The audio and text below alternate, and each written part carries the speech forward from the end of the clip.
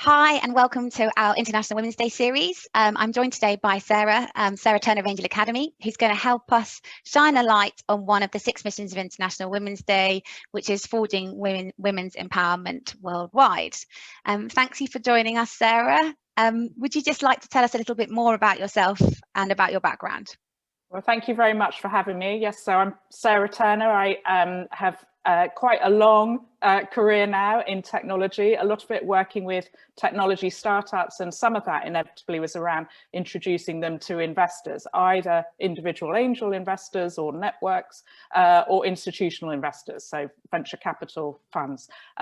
All the people involved in that, most of the founders as well as the investors were inevitably men. And actually, I suppose that is the foundation for having set up Angel Academe, just to try and bring more women into the industry, both as investors and as founders. Yeah, absolutely. So that's what made you set up Angel Academe. Do you want to just tell us a little bit more about Angel Academe? As I said, I've been working with a lot of technology startups. Quite a lot of that was around introducing them to potential investors in the business. All these investors, inevitably, whether they are individual angel investors or from funds, they were all men, which at the time I didn't particularly question. The whole technology industry and finance was very male dominated.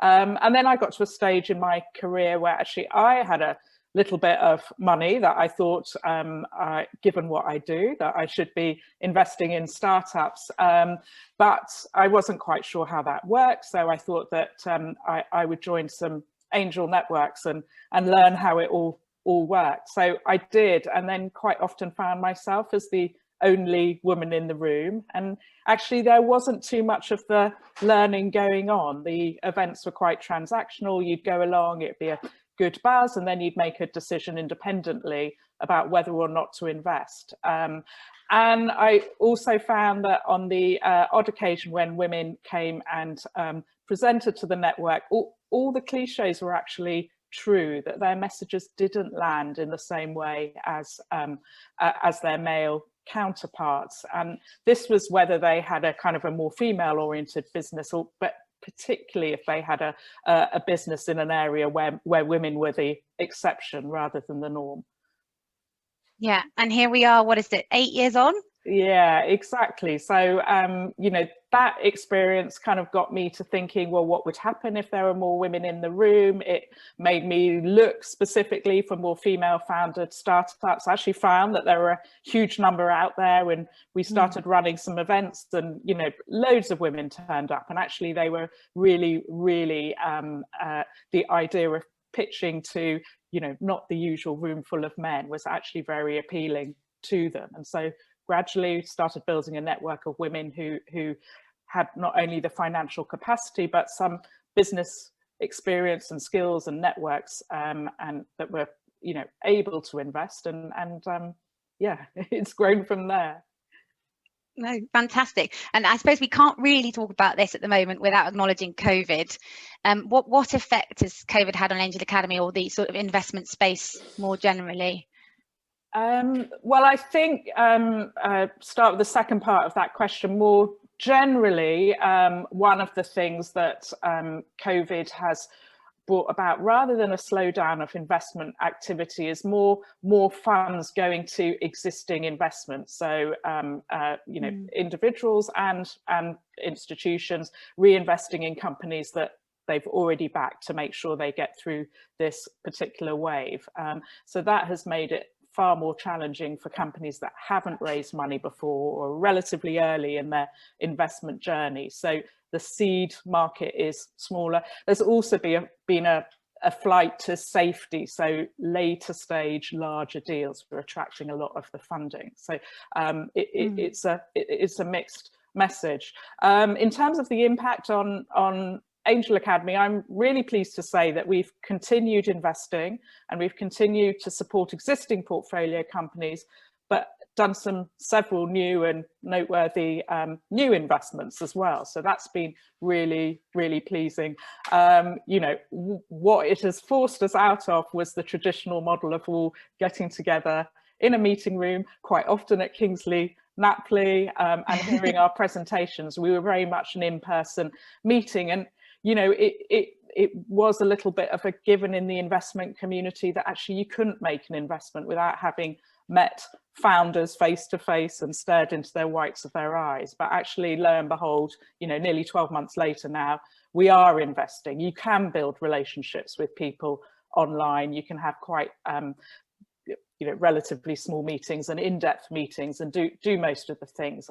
Obviously, it's some of the joy is missing, but we found that we are able to continue to invest. And on the upside, actually, you know, it's easier for a lot of us to attend meetings. You don't have to travel to wherever to do, you don't have to give up the whole evening, you don't have to get a babysitter. So I think actually for some women it's been a lot easier. So going forward, some of that good practice will definitely be keeping. We won't just revert to how we were before.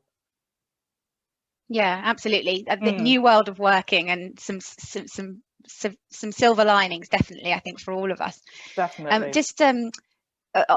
As you know, International Women's Day is about helping to forge a more gender equal world, celebrating women's achievements, and also challenging inequality.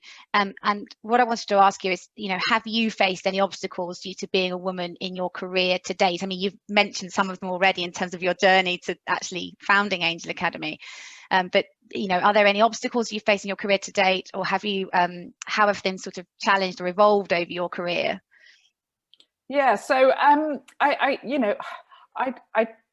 other than being patted on the bum once and told well done, I haven't experienced any sort of really blatant discrimination because of my gender. You know, I must say sometimes it was an advantage being one of the very few women in tech. When I was working in tech, I probably did get invited to things that I might not have done if I was just another man.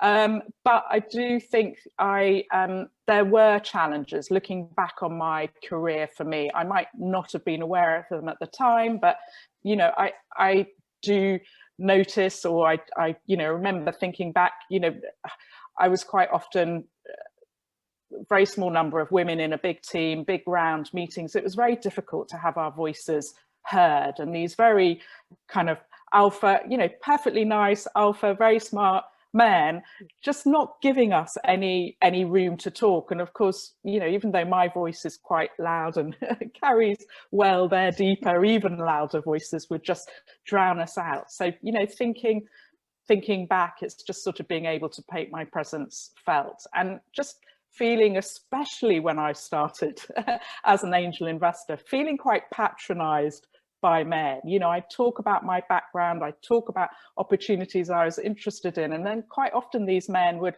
switch the conversation to some childcare or fashion business or something that they knew that was founded by a woman. And I was just wondering, you know, what have I said that makes them think that I'm interested in those sectors? Worthy as they are, they're not for me. I'm interested in technology, and you know, I really do get a sense of that even now, that there are certain areas in which women have credibility and are allowed to operate without that credibility being challenged. But when you start to look at the much more traditionally male-dominated sectors around, especially around technology, software, enterprise software, fintech, I think that often women have to work a lot harder to establish their credibility in those sectors, and those are the sectors that we're interested in supporting. And you know, we're seeing some amazing women break through in those sectors, so it's getting better. Yeah, no, that's good. It's good to hear. It does feel like things have changed, albeit there's a long way to go. And just following on just from that theme, the International Women's Day theme this year is choose to challenge.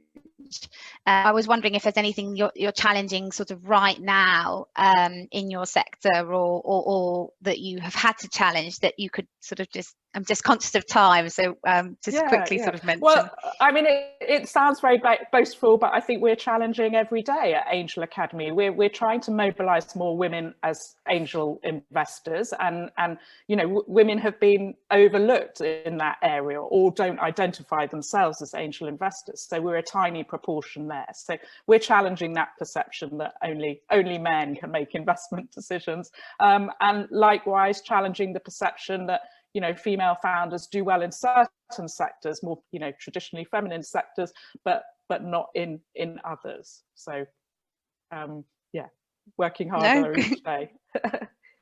Great answer. And then just finally, very quickly, is there anything that you've read, watched, or listened to that's inspired you, and that you would recommend to others who are watching this? I mean, you know, loads of things. The list is really long. I'm seeing women out there every day that are kind of breaking barriers, and that's in all sectors of society, government, politics, sports, and you know, technology and the economy.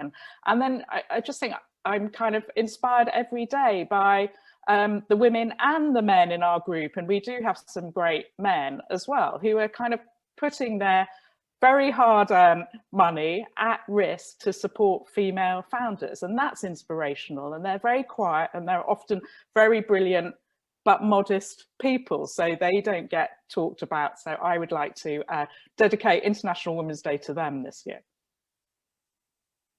I'm afraid that's all we've got time for, but thank you so much for joining us today. You're very welcome. Lovely to see you.